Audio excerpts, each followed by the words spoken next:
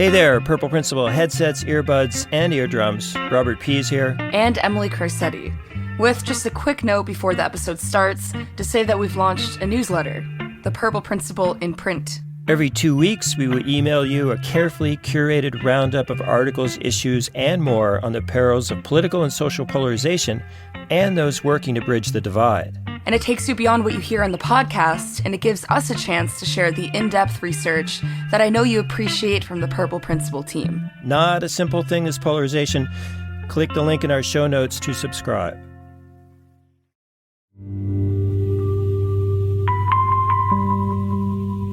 Talking about the link between autism and vaccination. His grandmother in Kenya said he was born in Kenya and she was there and witnessed the birth, okay? A group within Nexium was treating women as sex slaves. That this virus is a result of some sort of biological warfare. A woman in Britain called workers killers for laying 5G fiber optic cables. QAnon first emerged in the months after President Trump took office. Yeah, it's a hoax. Where's all the patients? Where's the lines of sick people? Sure seems like we live in pretty ripe times for cults and conspiracy theories.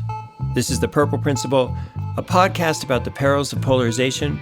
I'm Robert Pease. And I'm Emily Corsetti. How does misinformation swirl up into a conspiracy theory? And how does a conspiracy theory develop even further into a blindly devoted cult? Are there more of these movements today in our digital and polarized society, or just more talk about anything sensational? A lot of questions this episode, and 3 informed guests to help us understand conspiratorial thinking and cult participation. Dr. Stephen Hassan is an experienced cult therapist who speaks and writes from personal experience, maybe a little too much personal experience. The author of the 2019 book, The Cult of Trump, Dr. Hassan was enticed into the Unification Church decades ago at the tender age of 19. And my girlfriend dumped me, and I was sitting in the cafeteria, and 3 attractive women smiled and asked if they could sit at my table. And they said they were students, and they were dressed like students, and they were basically lying to me. I even asked, are you part of some religious group? Oh, no, not at all. We're a group of students trying to make the world a better place. University of Southern California professor Donnie Whitsett has made the study of cults her life's work, dating back to another ripe era for cult appeal, the 1970s, when Scientology, the People's Temple, and the Unification Church attracted big followings. The traditional cults, in many ways, are set up for people to better themselves. But the internet cults, they give explanations. I would say that's the difference. They're giving people explanations for why things are happening. What they do is they put together seemingly disparate events and tie them up nicely in a little package to explain things. And Rachel Bernstein is a behavioral therapist specializing in cult deprogramming and also the host of the long-running podcast, Indoctrination. I think cults do still occupy a physical space, and it's just in the brain.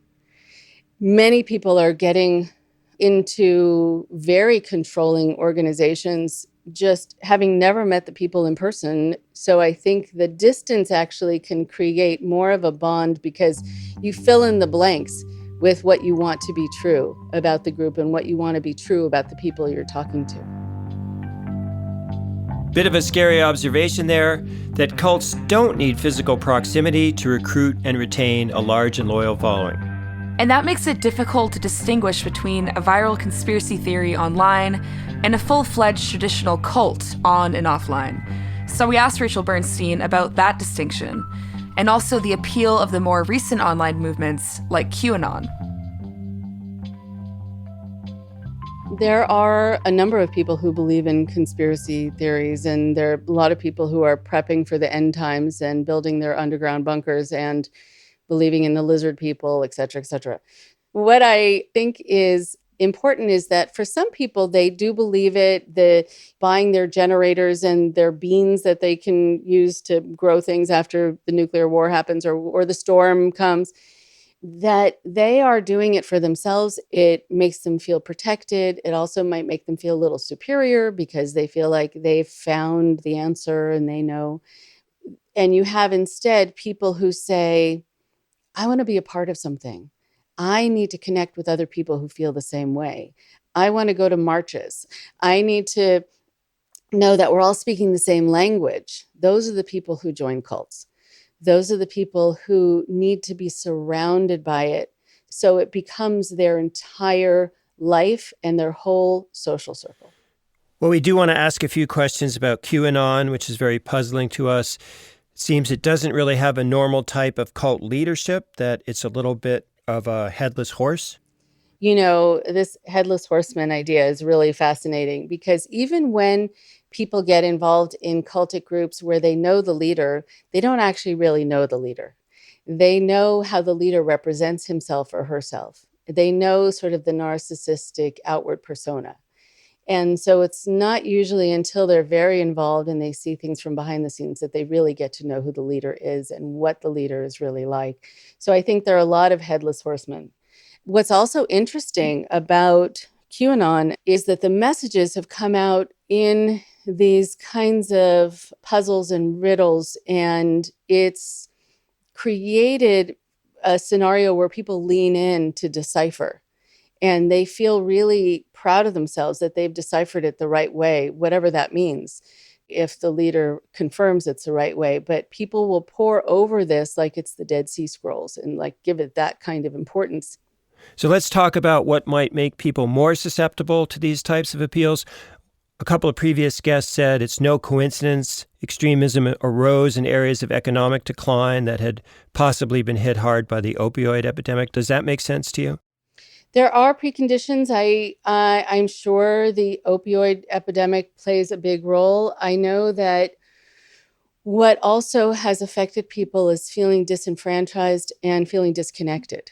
And so much of what I hear about from people is that they care about the issue as an issue, and then from other people in equal measure that they liked the connection and that they stayed involved in an organization even beyond the point where they started seeing that it wasn't quite making sense. And I think for many people, the connection was the first priority, and the beliefs or the theology or the political leanings were secondary. So, Emily, I have to confess it's a personal relief for me. There's nothing unhealthy about my setting up a ping pong table in my end times bunker. Maybe, but let's fold up that table for a moment and emphasize a couple of important points. First, that people can engage separately and individually in conspiratorial thinking, but cults satisfy a larger social need. And second, that QAnon draws people in like many popular online games with clues and twists and that feeling of progress and discovery. And that seems like a new thing, but Professor Donnie Whitsett of USC has thoroughly researched the history of cults. So we asked whether she's surprised that cult-like groups are forming online without a physically isolated compound.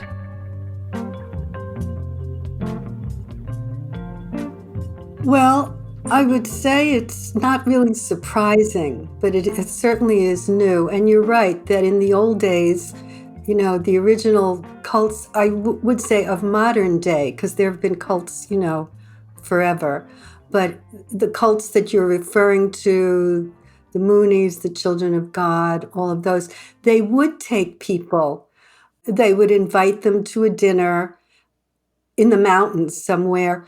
So it's not surprising, though, because certainly in this age of isolation, people are looking for connection. I think the bonds actually can be just as strong, because one of the main things that attracts people is the sense of community, of like-minded people, and giving people a sense of purpose. Again, thinking back a ways to 60s and 70s, it seemed like there were a lot of kind of anti-establishment cults, communes. There were different names, sometimes ashrams. Whereas today we see cults that are anti-government, anti-expertise. What are the similarities or differences? Well, first, I'd like to correct something a little bit. We still have those other cults. They're just not as much in the news, sensationalized. But, as a therapist, I'm getting a lot of clients who have come out of Bible-based groups, yoga groups, New Age groups. But the sexy ones right now, if you will, are the political cults. So let me say that I think all cults meet a need, and people are vulnerable in some way. Listening to some of your lectures, which may have been more about traditional cults rather than online cults, it seemed that joining those cults, the recruitment process was very incremental. You have, a little bit of a humorous observation that no one comes up to you and says, do you want to give away all your money and time and sever ties with your family and join a cult? That's not a really great sales pitch. But QAnon is not very subtle. I mean, they come right at you with a pretty outlandish theory, and yet they're able to recruit.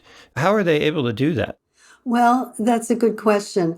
I do think that they appeal to certain maybe personality qualities in people. And there has been some research, looking at what are the possible predictors for someone to basically go down the rabbit hole.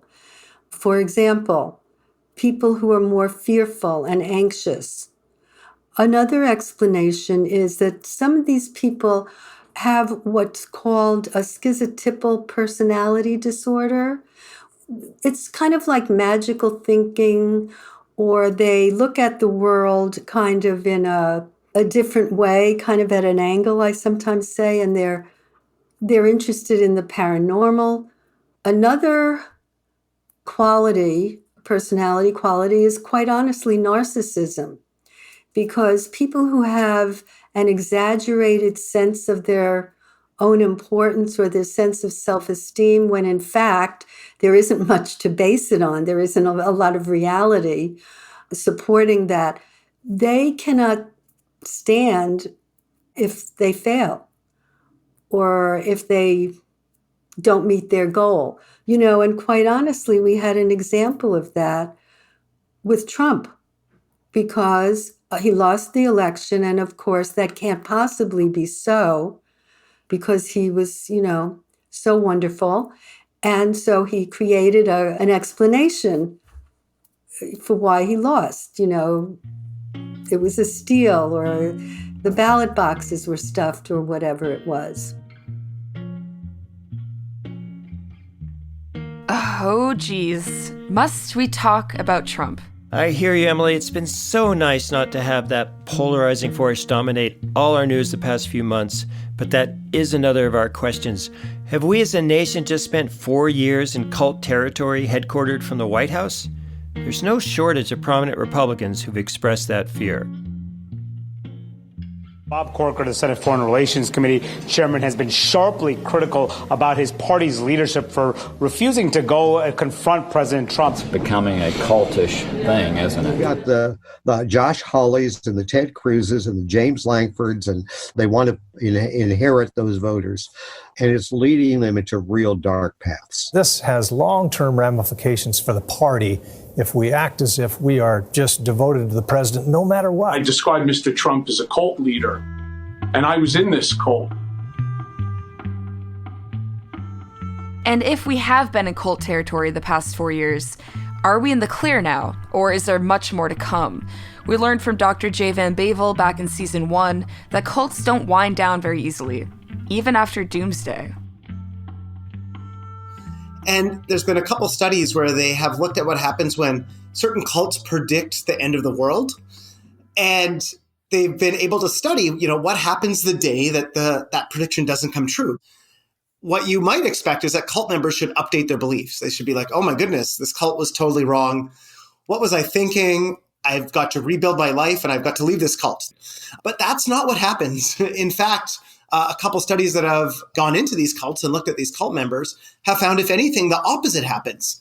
they immediately start to look for rationalizations.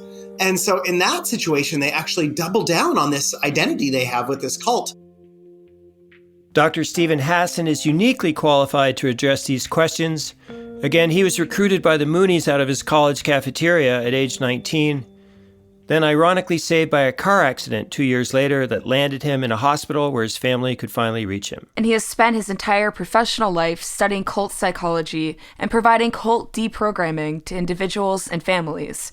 So we asked him, if doomsday cult members simply double down on their resolve after doomsday, how does any cult ever meet its doom? Well, there are a lot of cults whose leader's dead and the cult continues, and there are cults where the leader's in jail and the cult continues. A lot of people leave, but there's still some people indoctrinated. And we're information beings. We really are. So if we're in a media bubble where we're only hearing propaganda and we're told anything else is fake news, or the media is the enemy of the people, and where we do what's called thought stopping. It's a cognitive behavioral technique where we shut off any doubt about Trump, the doctrine, the policy. You can be in a cult, cult even without the cult leader for a really long time. Are there instances when the leader is there, but people leave at a mass rate? And why would that happen? Or how does that happen? So it usually happens that a mass defection occurs when a top leader leaves and explains why they're leaving.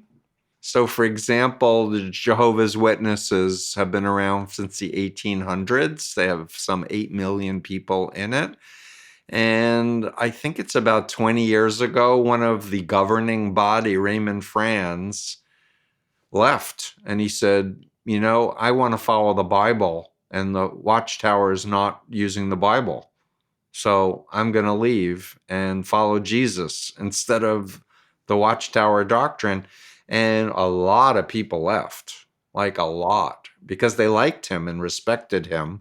But meeting former members who are happy and fulfilled is the thing that cult leaders fear the most. I also want to just say a bunch of people that I've talked to who are QAnon people were Bernie people. They were Democrats, they were liberals, they were progressives, and they didn't like Hillary Clinton. They bought into the disinformation and whatever, and then they got recruited into QAnon. So I think the most important frame isn't left or right anymore. I think the most important frame is authoritarianism versus democracy and pro-human rights. Yeah, well, we had Jay Van Babel of NYU on an earlier episode. He's a neuroscientist, and he talked about dogmatism and how the extreme right is the most dogmatic, but the extreme left is pretty dogmatic too. 100%. So, what helped me get out of the Moonies was learning about Chinese communist brainwashing techniques. So again, the issue isn't left or right. The issue is authoritarianism and whether or not people are encouraged to reality test and challenge authority. A great point there from Dr. Hassan. Factoring cult psychology into our politics, it's not a simple question of who's more left or right or center. It's who's more authoritarian versus who's more democratic, open to criticism and new information. But before we leave Dr. Hassan, let's hear him respond to his own friends questioning the fact that he's a cult deprogrammer, yet he goes to temple every week. There are some people who tell me, Steve, you know so much about group dynamics. How can you belong to a Jewish temple? And I say, because I like it. Well, how could you do this? There's so many problems with Judaism. I go, yeah, but the people that I hang out with are non-dogmatic, and we love to be there for each other. We enjoy the rituals. I like to study Torah.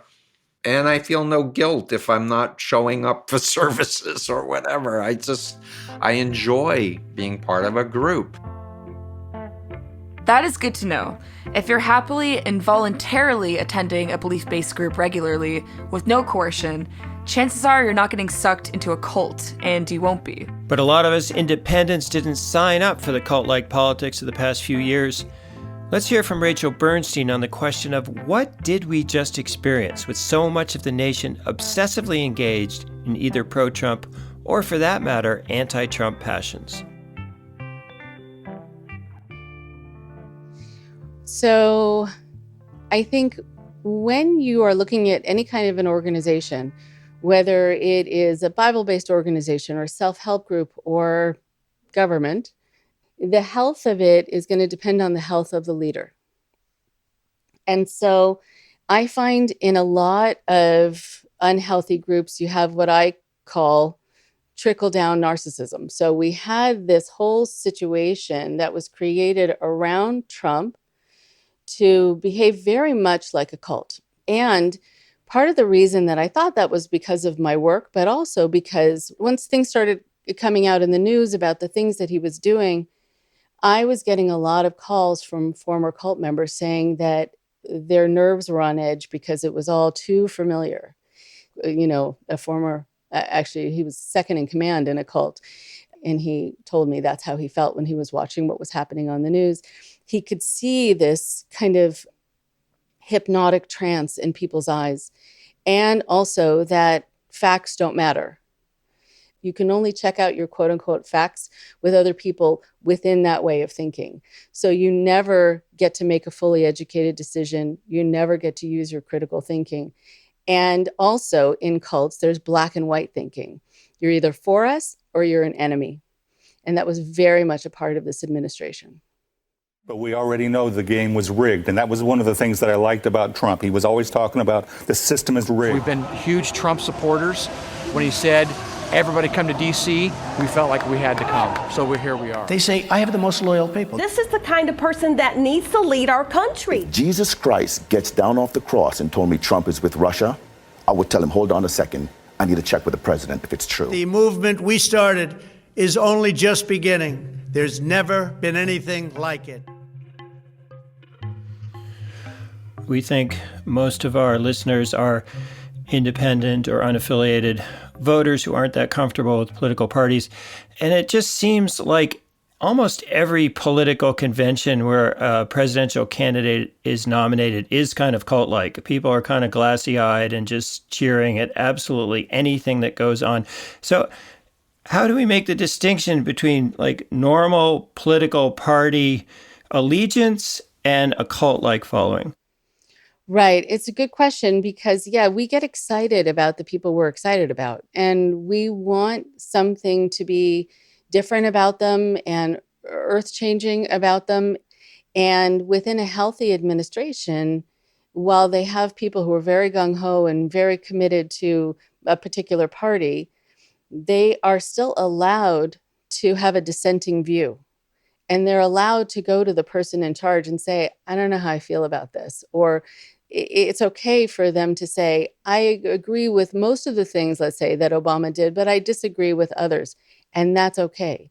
But within unhealthy administrations and regimes, that's never okay. And if you do voice any kind of concern or a question or parse out what you agree with and what you don't, you're a traitor. And that's the distinction for me. Differently, I would have wiped the floor with the guys that weren't loyal. I love getting even with people. I would have wiped. You love getting even with absolutely. President Trump fired another of his administration's internal watchdogs. President Trump fired his defense secretary today. President Trump's longtime personal aide, John McEntee, was fired. H.R. McMaster was out. John Bolton is in. There has been another major shakeup in the federal government. Last night, the president asked for Ambassador Bolton's resignation. As I understand it, it was received. So, as you think back historically to some of the worship of the Kennedys and things like that, have you seen this kind of cult-like situation on the far left as well? Yeah, I think the far anything is going to be filled with people who are going to be fans kind of no matter what. And that's become part of who they are. They don't want to see things in a different way. I know with JFK, there was this whole idea, and I know it wasn't a word they came up with, but it was somebody else who was doing some advertising for them, coming up with this idea of Camelot. There is this notion that there is this magical power around these people and they can do no wrong. And for a lot of people, that's how they really see it. And for other people, that's how they need to see it, because that's their wiring and that's the way they need to see people as ultimately perfect in order to feel excited about them. But it does seem, at least in some cases, cults do eventually fade or lose followers.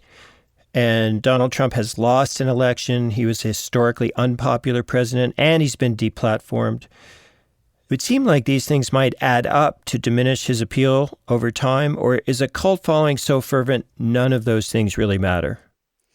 So it's both. So what happens when you have a cult leader who is dethroned or arrested?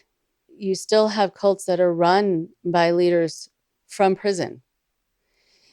And so what happens, though, is you do have some people who leave, who wake up where the spell is broken and they can see that they were caught up in something where they weren't quite seeing the truth along the way. And suddenly it just hits them squarely between the eyes and that's it. And they're done. And it's very hard because it's a great sense of loss. They're really disillusioned and they have kind of a dopamine crash and get despondent, but are happy to at least know the truth. Then you have the people who cling more deeply and with more fervor to the leader who they think has become like a martyred figure, unfairly crucified figure, someone who is now the victim of the people who, they're trying to fight against, the victim of the media or victim of liberal politics or whatever else. But as you're watching the Trump presidency, knowing all that you know about cult followings, was there anything that the opposing party, the Democrats, could have done to undermine his appeal? Or were there times you felt like, oh, they're playing right to his strengths? So the way the Democrats were handling Trump was quite the opposite of the way you handle somebody who thinks of himself as above all other humans. The Democrats probably hadn't dealt with this kind of personality disorder before and the power that it wields and holds over people. And if you go head to head with someone, if you battle with them, they love it. And so a lot of Democrats, I think, thought that they were really shaming him and he was going to learn his lesson. No, I was really, so you have to work from behind the scenes to strip someone of their ability to make certain decisions or to be in charge of things. You can't go head to head with them. You will lose. And you will look like the crazy people trying and pulling your hair out, trying to make sense of things. And so I think when I noticed too that he was brought up on charges twice and nothing came of it, I thought in those moments, I was very worried. So were other former cult members. Because when you have someone who wants to get away with things and they're brought up on charges and then they somehow don't have a consequence placed against them, it emboldens them. I thought, oh no, it's going to get worse. And it did. And there was no way for it not to, because you're creating more of a monster. You're creating someone who feels infallible, and it's been proven that they can get away with anything. And so I think that it's really unfortunate that the Democrats didn't have someone guiding them, not just on political ideas, but how to deal with this kind of personality disorder. When intervening in something like a political extremist cult versus maybe another type of cult, have you had experience with those two different things? And do you intervene in a different way? Or is it kind of the same when it comes to trying to bring somebody back from their trance? I actually think it's very similar. One of the things, though, that has been kind of a differentiation with the work that I've done, similar to people who have been radicalized, there's a hostility and an aggression and an insulting nature and personally insulting nature that comes with talking to a lot of people who were avid Trump followers, people who are QAnon believers, people who got involved in Proud Boys and other movements where it was really pretty intense. When I talk to people who have gotten involved in cults, I can have a conversation by and large with them. But I have found that when I'm working with people who are involved in this kind of thinking that we've seen now, in this kind of vitriol, they can almost not tolerate even just having a conversation. I've even seen it on Zoom where they're sitting in a chair in front of the camera and then suddenly they're up and they're pacing and they're mad and they get in the, to the camera really close and it's like they're in this state of agitation. And that's not typical, actually, for cult members. Cult members will sit and usually have a conversation with you if you're not attacking the group and you're just wanting to talk.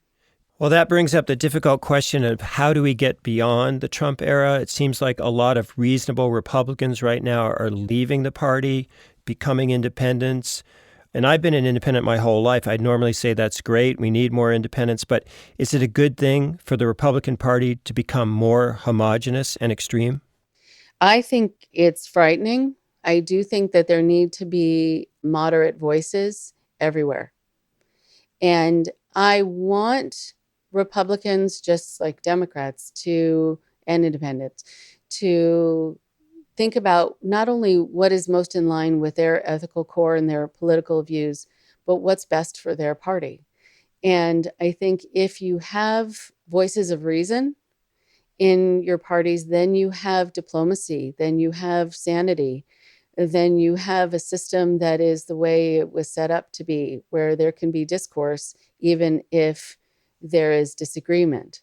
And so I am afraid of the people who are more reasonable, more open, more, as I see it, sort of fair-minded, leaving in droves, because then you are left with the people who are more reactionary, who I think have more blind faith, and who are less encumbered by the facts.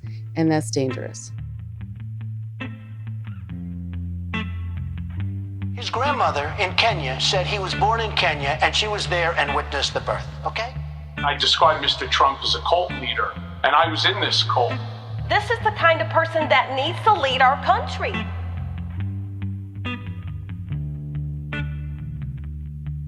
That was Rachel Bernstein, host of Indoctrination, a great resource to learn about cult psychology and how to protect oneself and loved ones from those risks.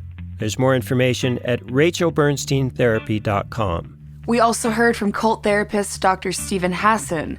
He's the author of the 2019 book, The Cult of Trump.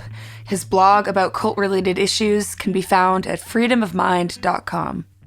And we visited with Professor Donnie Whitsett, a clinical professor of social work at USC who specializes in cultic studies and therapy. We got some great insights from all of our guests, including the not-so-encouraging news that cults can linger on quite a long time, even without their founders. But the behavioral health of the leader will say a lot about whether any social group or political party will take things in a cult-like direction. Not all conspiracy theories rise to the highly social level of a cult, but unfortunately, both are doing quite well in the digital age. Social isolation develops that emotional void. And filling that void online can quickly spiral out of control. Next episode, we'll look at one such group, the remarkably large number of people who reject all available science and logic and loudly proclaim the Earth is flat. We'll be talking to documentary filmmakers Daniel Clark and Nick Andert. They spent a lot of time with some surprisingly engaging folks within the Flat Earth community, and the result was their highly insightful and entertaining documentary film, Behind the Curve, viewable on Netflix. We told him that we were doing a documentary on the Flat Earth community and the movement itself. We never claimed to be Flat Earthers. And so we reached out to Mark, and he said, if you're willing to come up here, I'll talk to you and give you the time on camera. And so we did that. And then when we finished with him, we knew we wanted to pursue it further, and he offered to introduce us to different people in the community. We hope you'll join us for that episode, and if you enjoy the show, please share our episodes with a friend. You can also subscribe to our newsletter, like us on Facebook, follow us on Twitter and Instagram, and leave us a review on Apple Podcasts. You'll find all of these links in our show notes and on our website, purpleprinciple.com. This has been Robert Pease and Emily Crissetti for the Purple Principle team. Allison Byrne, producer. Kevin A. Klein, senior audio engineer. Emily Holloway, digital operations and outreach. Dom Scarlett, research associate. Our resident composer is Ryan Adair Rooney. The Purple Principle is a Fluent Knowledge production.